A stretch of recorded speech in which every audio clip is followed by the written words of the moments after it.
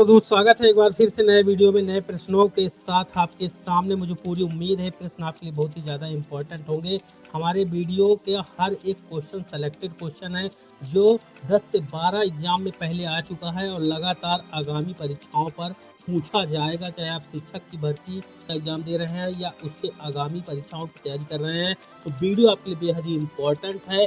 सभी व्यूअर से निवेदन है कि अगर आपने चैनल को अभी सब्सक्राइब नहीं किया है तो बिल्कुल फ्री में चैनल को सब्सक्राइब कर लीजिए ताकि आपको इसी तरह के और भी प्रश्नों के वीडियोस की सीरीज मिलती रहे। वीडियो को लाइक और शेयर तो आप कर ही देंगे। तो यहाँ पर शुरुआत करते हैं।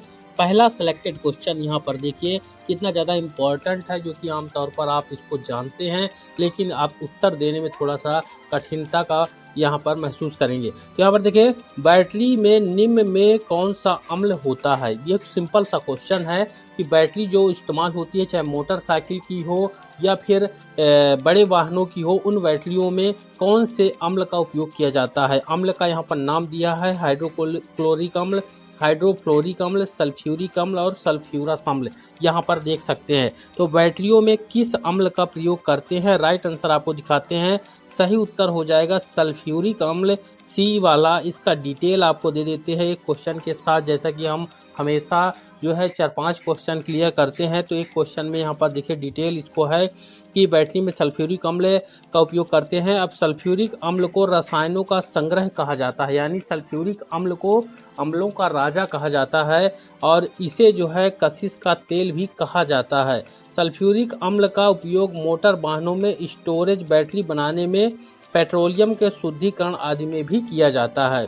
ये अम्ल एक प्रबल निर्जली कारक होता है और चीनी में सांद्र सल्फ्यूरिक अम्ल डालने पर वह झुलस जाती है। ये ठीक इस प्रक्रिया में चीनी का निर्जलीकरण हो जाता है। निर्जलीकरण यानी जल उससे निकल जाता है। तो यहाँ पर देखिए सल्फ्यूरिक अम्ल के कितने सारे यहाँ पर क्वेश्चन है। इसका नया नाम भी पता हो गया आपको। कशिश का तेल जो है किसको बोलते हैं, सल्फ्यूरिक अम्ल को बोलते हैं। इसका जो सूत्र होता है H2SO4 होता है। तो ये कंप्लीट यहाँ पर डिटेल आपको इसके बारे में मिल गई।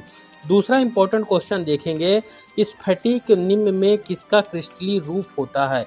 स्फटिक, तो स्फटिक किसका रूप होता है, चूने का, पत्थर का, कांच का, सिलिका का, एल्यूमिना का। एकदम नए टाइप का क्वेश्चन है, आपने इसके बारे में पहले नहीं पढ़ा होगा, मुझे पूरी उम्मीद है। आप यहाँ पर देख रहे हैं स्फटिक जो है निम्न में से किसका क्रिस्टलीय रूप होता है। तो स्फटिक के बारे में जब पहले जानेंगे तभी तो उत्तर देंगे, जब नहीं जानेंगे तो अंदाजे में उत्तर मारेंगे। तो यहाँ पर देखिए स्फटिक जो है किसका रूप होता है, देखिए सिलिका का।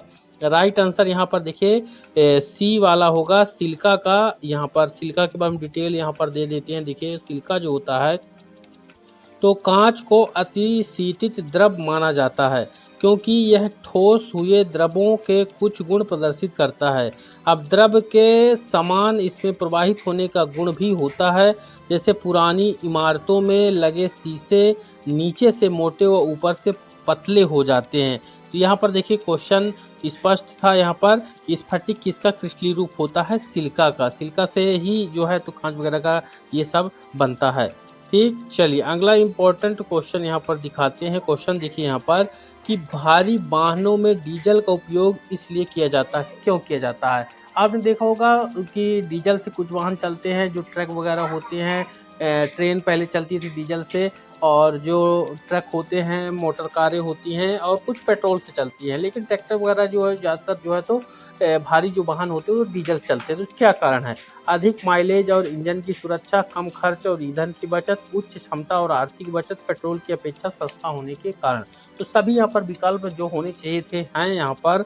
तो यहाँ पर देखिए इसका क्या कारण है, राइट आंसर यहाँ पर सी वाला हो जाएगा, उच्च क्षमता और आर्थिक बचत। यहाँ पर किस प्रकार से यहाँ पर देखिए आपको डिटेल बताते हैं कि डीजल एक प्रकार का उद्प्रांगार ईंधन है जो पेट्रोलियम को कई चरणों में ठंडा करने के से एक चरण यानी 200 से 350 डिग्री सेल्सियस में बनता है। ठीक, पेट्रोलियम पदार्थ को कई चरणों में जब ठंडा किया जाता है तो एक चरण ऐसा आता है जब टेम्परेचर 200 से 350 डिग्री में बनता है। इसका उपयोग वाहनों, मशीनों, संयंत्रों आदि में चलाने के ईंधन के रूप में किया जाता है। इसका प्रयोग भारी वाहनों तथा ताप प्रज्वलित यानी संपीड़ित वायु में उड़ेलने से स्वतः दहन इंजन में इस्तेमाल होता है। प्रति लीटर इसमें पेट्रोल के बराबर रासायनिक ऊर्जा होती है। इसके द्वारा चलित इंजनों में नाइट्रोजन ऑक्साइड तथा कालिक के कण अधिक होते हैं डीजल वाले में, जिसकी वजह से प्रदूषण को नियंत्रित करना मुश्किल होता है। इसलिए इसके स्थान पर जैविक पदार्थों से बने तेल, जिन्हें जैव डीजल कहा जाता है, का इस्तेमाल शुरू कर दिया गया है। डीजल शब्द का इस्तेमाल इस विस्थापित तेल के लिए भी किया जाता है। तो देख सकते हैं यहाँ पर इसका डिटेल। अगला इम्पोर्टेंट क्वेश्चन देखिए, आमतौर पर यह क्वेश्चन ज़्यादातर एग्जाम में पूछा जाने वाला है और सरल क्वेश्चन है। फलों को कृत्रिम रूप से पकाने के लिए कौन सी गैस प्रयुक्त की जाती है? बहुत ही ज़्यादा इंपॉर्टेंट सिलेक्टेड क्वेश्चन है कि जो फल होते हैं, कच्चे फल को आमतौर पर तोड़ के मार्केट में, मंडी में ले जाके वहाँ पर जो होते हैं तो उसको पकाते हैं। तो किसका उपयोग किया जाता है? एथेन का, एसिटिलीन का, प्रोपेन का, मेथेन का। तो किस रसायन का उपयोग किया जाता है यहाँ पर? तो राइट आंसर यहाँ पर एसिटिलीन होता है। यहाँ पर एसिटिलीन का आपको डिटेल आपको दे देते हैं। यहाँ पर देखिए, कैल्शियम कार्बाइड एक स्लेटी रंग का ठोस पदार्थ होता है। इसका उपयोग फलों को कृत्रिम रूप से पकाने के रूप में किया जाता है। कैल्शियम कार्बाइड पर जल की प्रतिक्रिया में एसिटिलीन गैस उत्पन्न होती है, जो फलों को पकाने के रूप में प्रयोग किया जाता है तथा प्राकृतिक रूप से फलों को पकाने में उसमें उत्पन्न हार्मोन एथिलीन सहायक होता है। देखिए, कैल्शियम कार्बाइड एग्जैक्ट नाम होता है और कैल्शियम कार्बाइड उसमें रख देते हैं, जिसमें से गैस निकलती है एसिटिलीन गैस जो होती है। तो एसिटिलीन के कारण जो है यहाँ पर पकता है कैल्शियम कार्बाइड। कार्बाइड आपने सुना हो, कैल्शियम कार्बाइड के कारण पकता है, एसिटिलीन के कारण पकता है। कंप्लीट डिटेल आपको मिल चुका है।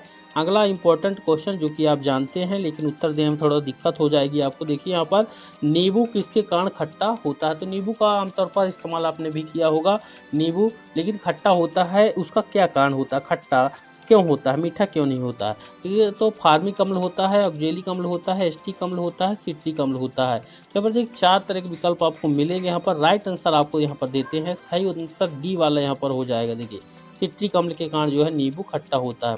इसका डिटेल आपको दे देते हैं। यहाँ पर देखिए कि नींबू में साइट्रिक या सिट्रिक अम्ल होने के कारण यह खट्टा होता है। अब सिट्रिक अम्ल जो होता है एक दुर्बल कार्बनिक अम्ल होता है, नींबू में पाया जाता है, संतरे में पाया जाता है, अनेक खट्टे फलों में सिट्रिक अम्ल पाया जाता है, इसके लवण पाए जाते हैं। जांतव पदार्थों में भी बड़ी अल्प मात्रा में यह सिट्रिक अम्ल पाया जाता है। नींबू के रस से यह तैयार होता है। ठीक, नींबू के रस से यह तैयार होता है, नींबू के रस जो है सिट्रिक अम्ल पाया जाता है। ये डिटेल हो गया। अगला इंपॉर्टेंट क्वेश्चन है यहाँ पर देखिए कि निम्नलिखित बहुलकों में से किसका उपयोग न चिपकने वाली कढ़ाई के निर्माण में किया जाता है? कढ़ाई जिसमें से सब्जी वगैरह बनते हैं, व्यंजन बनते हैं, तो उन व्यंजनों में यहाँ पर क्या इस्तेमाल किया जाता है? कढ़ाई में क्या इस्तेमाल किया जाता है कि चिपचिपा पदार्थ, तेल वाला आइटम जो है कढ़ाई में नहीं चिपकता है। अब जो कढ़ाइयाँ आती हैं, तो किसका इस्तेमाल करते? टेफ्लॉन का, नियोप्रीन का, पीवीसी का, गट्टा पर्चा का। तो नया नाम है गट्टा पर्चा, यहाँ पर शुद्ध हिंदी नाम यहाँ पर दे दिया गया है। तो देखिए इसका राइट आंसर आपको दिया है, राइट आंसर टेफ्लॉन होगा दोस्तों। टेफ्लॉन के बारे में अगर नहीं जानते हैं तो जान लीजिए, टेफ्लॉन होगा।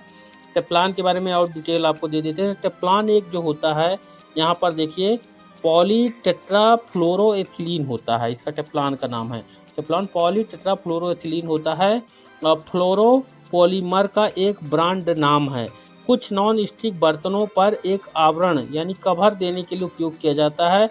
यह डुपोंट द्वारा निर्मित है और इसका रासायनिक सूत्र C2F4 का होल N होता है। ये इसका सूत्र यहाँ पर देख सकते हैं, ये यहाँ पर C2F4 का होल N टेफ्लॉन का सूत्र होता है। इसका जो नाम होता है पॉलीटेट्राफ्लोरोएथिलीन फ्लोरोपॉलीमर का बहुलक होता है यहाँ पर टेफ्लॉन। चलिए इंपॉर्टेंट क्वेश्चन यहाँ पर, अगला इंपॉर्टेंट क्वेश्चन देखिए। क्वेश्चन है कि प्रयोगशाला में संश्लेषित किया गया पहला कार्बनिक यौगिक कौन सा था? बहुत ज़्यादा पूछा जाता है दोस्तों क्वेश्चन, एकदम सिलेक्टेड क्वेश्चन है कि प्रयोगशाला में संश्लेषित यानी बनाया गया पहला जो है कार्बनिक यौगिक कौन सा था। ठीक, तो देखिए लैक्टिक अम्ल, ग्लूकोज, यूरिया, यूरिक एसिड। यहाँ पर आपको ध्यान देना है दोस्तों कि कार्बनिक यौगिक के बारे में यहाँ पर पूछा गया है कि कार्बनिक यौगिक कौन सा था। तो राइट आंसर आपको दे देते हैं, यूरिया जो होता है ये होता है।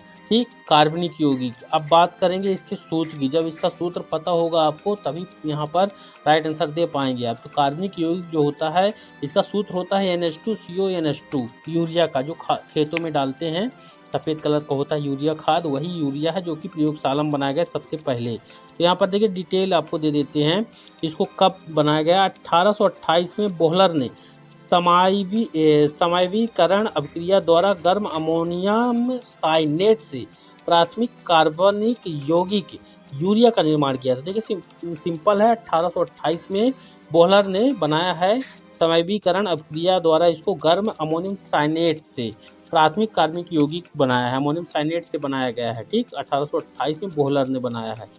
चलिए अगला इंपॉर्टेंट क्वेश्चन आपको दिखाते हैं। क्वेश्चन है कि नाभिक की द्रव्यमान संख्या क्या होती है, सदा उसके परमाणु क्रमांक से कम होती है। ध्यान रखिएगा, द्रव्यमान संख्या के बारे में यहाँ पर है। सदा उसके परमाणु क्रमांक से कम होती है, सदा उसके परमाणु क्रमांक से ज़्यादा होती है, सदा उसके परमाणु क्रमांक के बराबर होती है, कभी उसके परमाणु क्रमांक से ज़्यादा तो कभी उसके बराबर होती है। तो द्रव्यमान संख्या के बारे में यहाँ पर पूछा गया है दोस्तों, एकदम एक्यूरेट, बहुत डीपली क्वेश्चन लिया गया है कि द्रव्यमान संख्या जो है क्या होती है, परमाणु नंबर के बराबर होती है या ज़्यादा होती है, कम होती है, या परमाणु से ज़्यादा फिर उसके बराबर भी होती है। तो राइट आंसर आपको यहाँ पर देते देखिए, बी वाला इज राइट आंसर होगा, सदा उसके परमाणु क्रमांक से ज़्यादा होती है। यानी जैसे किसी का परमाणु क्रमांक 10 है जैसे, तो नियॉन जैसे है, नियॉन का 10 है तो ये जो है ज़्यादा होगा द्रव्यमान संख्या। ध्यान रखिएगा, नाभिक की द्रव्यमान संख्या जो है उसके परमाणु क्रमांक से ज़्यादा होती है। यहाँ पर देखिए इसका डिटेल आपको दे देते हैं। किसी परमाणु के नाभिक में स्थित प्रोटॉन तथा न्यूट्रॉनों की संख्या के योग को द्रव्यमान संख्या का, यहाँ प्रोटॉन और न्यूट्रॉन मिलकर द्रव्यमान संख्या मास नंबर बनाते हैं। अब द्रव्यमान संख्या को ए से निरूपित किया जाता है, इसे परमाणु द्रव्यमान संख्या या न्यूक्लियन संख्या भी कहते हैं। द्रव्यमान संख्या से ही परमाणु का द्रव्यमान निर्धारित होता है, क्योंकि इलेक्ट्रॉनों का द्रव्यमान अपेक्षाकृत नगण्य होता है। इलेक्ट्रॉन का नगण्य होता है, इसलिए नाभिक का लिया जाता है, यानी प्रोटॉन का। तो प्रोटॉन और न्यूट्रॉन की संख्या की योग को द्रव्यमान कहते हैं, यानी प्रोटॉन की संख्या और न्यूट्रॉन की संख्या के योग को द्रव्यमान संख्या कहते हैं। इसलिए यहाँ पर ये परमाणु क्रमांक से ज़्यादा होगा, इस चीज़ का ध्यान रखिएगा। चलिए अगला क्वेश्चन आपको दिखाते हैं यहाँ पर कि परमाणु संरचना का मॉडल किसने विकसित किया था। अल्फ्रेड नोबल ने, फैराडे ने, बोहर तथा रदरफोर्ड ने, वोल्टा ने। परमाणु की संरचना के बारे में किसने मॉडल प्रस्तुत किया था। तो राइट आंसर आपको बता दें, बोहर तथा रदरफोर्ड ने यहाँ पर किया था। परमाणु रदरफोर्ड का परमाणु मॉडल है। यहाँ पर देखिए परमाणु भौतिकी में रदरफोर्ड बोर मॉडल या बोर मॉडल सन 1913 में नील्स बोर तथा रदरफोर्ड द्वारा सम्मिलित रूप से प्रस्तुत किया गया था। इस मॉडल के अनुसार परमाणु के केंद्रीय भाग में छोटा धनात्मक आवेश वाला नाभिक होता है तथा उसके चारों ओर वृत्ताकार कक्षा में इलेक्ट्रॉन चक्कर लगाते हैं। यह मॉडल सौर मंडल के मॉडल जैसा ही है, अंतर केवल इतना है कि यह यहाँ इलेक्ट्रॉनों की वृत्तीय गति के लिए आवश्यक अभिकेंद्री बल नाभिक में स्थित धनावेशित प्रोटॉनों और साथ ही ऋणावेशित इलेक्ट्रॉनों के बीच के आकर्षण बल से मिलता है। यहाँ पर देखिए जो धनावेशित होते हैं प्रोटॉन और ऋणावेशित होते हैं इलेक्ट्रॉन, आकर्षण बल से मिलता है। अब गुरुत्वाकर्षण से नहीं मिलता है, यही यहाँ पर कारण है। यह मॉडल रदरफोर्ड के परमाणु मॉडल में थोड़ा सुधार करके किया गया है, इसके क्वांटम भौतिकी का सहारा लिया गया है। ठीक, तो यहाँ पर देख सकते हैं पूरा डिटेल यहाँ पर दिया हुआ है और यहाँ पर राइट आंसर भी आपको जैसे दिखा दिए कि बोहर तथा रदरफोर्ड का मॉडल है और बोर मॉडल जो है तो 1913 में नील्स बोर रदरफोर्ड सम्मिलित रूप से दिया गया है। ठीक, चलिए अगला क्वेश्चन आपको दिखाते हैं। न्यूक्लिक रिएक्टरों में विमंदक और प्रशीतक दोनों की तरह प्रयुक्त होने वाला पदार्थ का यहाँ पर नाम यहाँ पर बताना है। ठीक, तो नाम बताना है। यहाँ पर देख सकते हैं क्वेश्चन कि न्यूक्लियर रिएक्टर में विमंदक और प्रशीतक दोनों की तरह प्रयुक्त। तो यहाँ पर साधारण पानी, भारी पानी, द्रव अमोनिया। तो भारी पानी का उपयोग जो है मंदक के रूप में किया जाता है दोस्तों। यहाँ पर राइट आंसर आपका बी वाला हो जाएगा, भारी पानी। तो न्यूक्लियर रिएक्टरों में विमंदक और प्रशीतक दोनों की तरह प्रयुक्त होने वाला पदार्थ भारी पानी होता है। तो इस चीज़ को ध्यान, विमंदक और प्रशीतक दोनों की तरह यहाँ पर ठंडा करने के लिए, टेम्परेचर बनाए रखने के लिए भारी पानी का उपयोग किया जाता है। दोस्तों आज के इस वीडियो पर हम इतने ही क्वेश्चन आपको दिखाएंगे। मुझे पूरी उम्मीद है ये वीडियो आपके लिए बहुत ही ज़्यादा इंपॉर्टेंट साबित होगा। इसको ज़्यादा लाइक और शेयर कर दें और चैनल को सब्सक्राइब नहीं किए हैं तो जल्दी से बिल्कुल फ्री में चैनल को सब्सक्राइब कर लें। मिलते हैं अगले वीडियो पर, धन्यवाद।